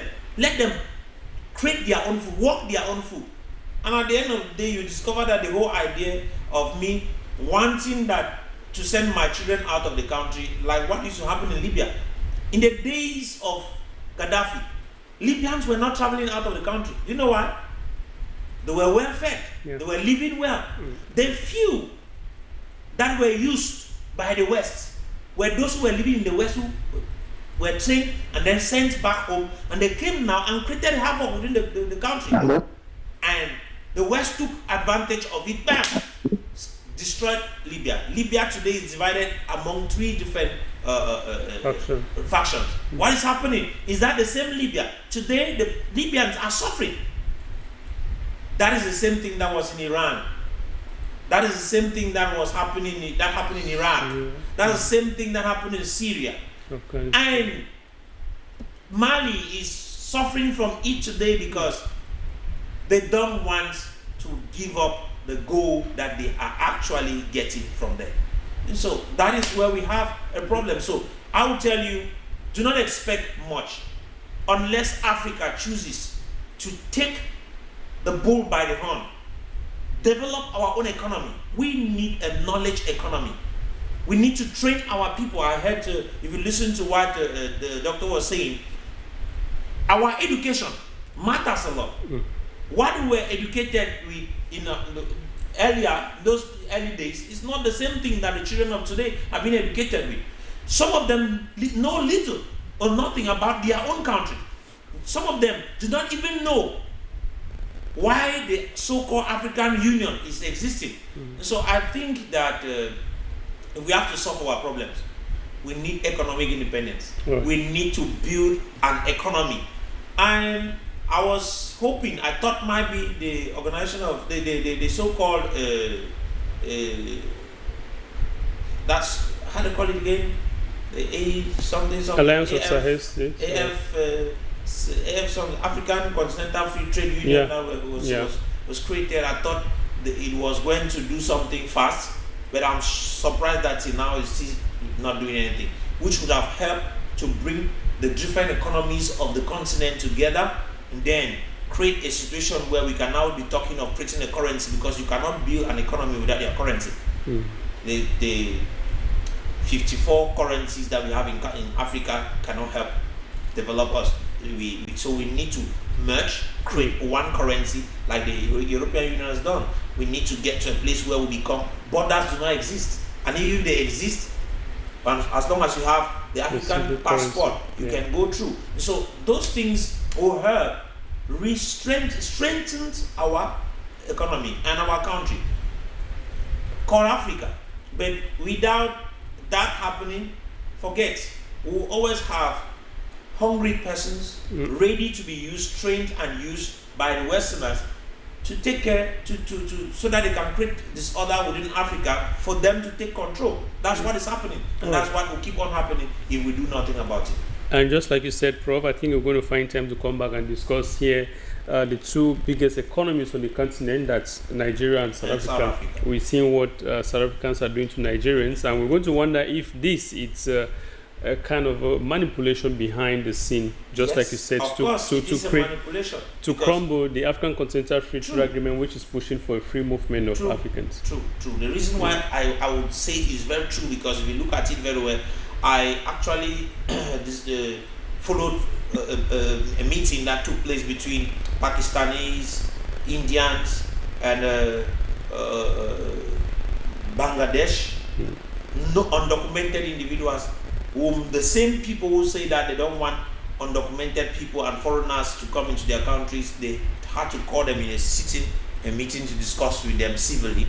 But when it comes to Africa, they are attacking Africans directly. That one will never work. So we know that they are the ones that are sponsoring it, and we have to stand against it. Africa needs to work against that. Thank you. All right, thank you very much. Dr. David Maksanga, 30 seconds, your comments before we go on that. I don't know. Did you want to comment? Just briefly. I want to tell the professor, the continental trade, which one? That one will never work. All right. Boss, Prof, lawyer. Amongst you here, I think I'm the eldest. Yes, and I am 71. I've seen quite a lot. Let me tell you, until we have the three of those guys, like the one in West Africa, Africa doesn't know what democracy is. Let's agree. We don't know what the word.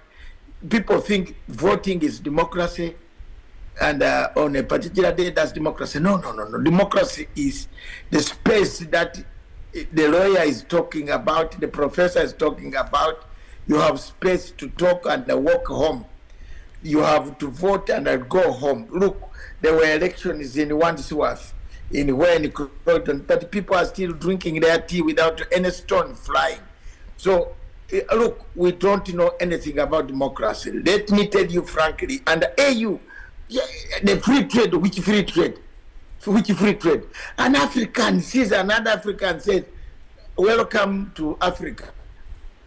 Go to South Africa. South African official will welcome you, by brother, welcome to Africa.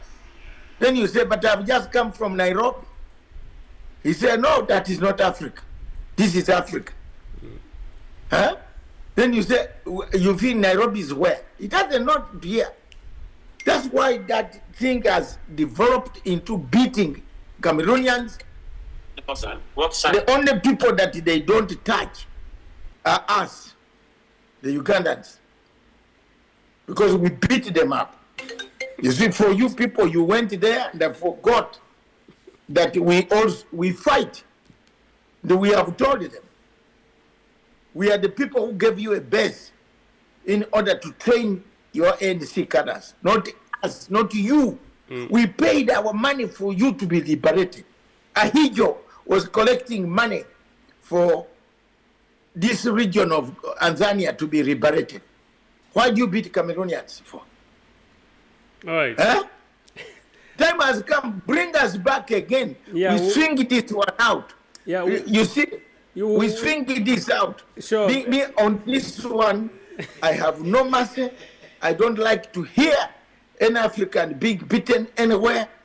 I just want to hear an Africa where you can walk without hindrances. Thank you, Doctor. We have very bad people in Africa. Thank you. Thank you very much, Dr. David Matsanga. You are an international relations expert and political scientist. Definitely, we'll come back here next week, of course, to discuss the xenophobic situation in South Africa. But then we want to thank you very much for being there today, Prof. Kuma Makantuni. Thank you very much. No, I don't want to know. Don't talk to me. Yeah. Maître Alex Ndive, it was a pleasure having you on today's program. We appreciate your time. Dr. David Matsanga, once again, thank you very much. We're discussing on today's program. Luis, there's one thing I need to say, Luis. One thing before I go, with your permission. Briefly, Maître. Yes, I'll say it briefly. There's a message reaching me here that Patrick Ndango passed away. I know him personally. If he passed away in prison, I've been saddened sitting on your platform for the last few hours. Nobody deserves to die in detention in our country because Article 65 of the Constitution of Cameroon talks about the right to freedom of expression, talk about the right to freedom of assembly. So in 2026, we cannot allow our people, if it is true, I'm so saddened that I sit on this platform and Patrick Ndango has passed away in a detention or prison. I'm very saddened. There are other people that I know, I won't call the name on their platform. They are very sick, they are dying. And our government, Africans should not allow people to be dying in Kondenge in 2026. I've not been myself on this platform to know somebody can die like Patrick Ndango in a detention center. It's very sad. I almost asked your permission to leave this program, but I stood strong to be here. Thank you very much. I think, is he one of my clients? I don't know. Professor, can you tell me whether he's one of my clients among the 10? All right. He's one of the 10. He was one of the 10 guys concerning the Anglophone issue, Naira 10. He's in the Naira 10? Yes. He's my client. Yeah. I'm also saddened that I have seen people, one of the lawyers is my client. On international law. I'm the one pushing the arbitrary court of United Nations on their behalf. The Naira 10. He died. Oh no. Well, it's quite unfortunate, and they haven't given me a message. Maybe the local lawyer there, the professors have not. Let me ask them. Thank you very much, Alex, for bringing my attention. To my attention, let me go into deep to find out. Now you see, that is what happens in this world. This is exactly what we are talking about in Africa. All right. Thank you. We extend our condolences to the family, and we appreciate you for being there. Those of you who are watching us, of course, we discuss in Mali the security situation in Mali, and the exaggerated narrative of Western media is what we currently discuss today on the program. We invite you to stay with Afrique Media. More programs are yours right ahead, and we equally appreciate our technicians for being there. Thank you. Bye-bye for now.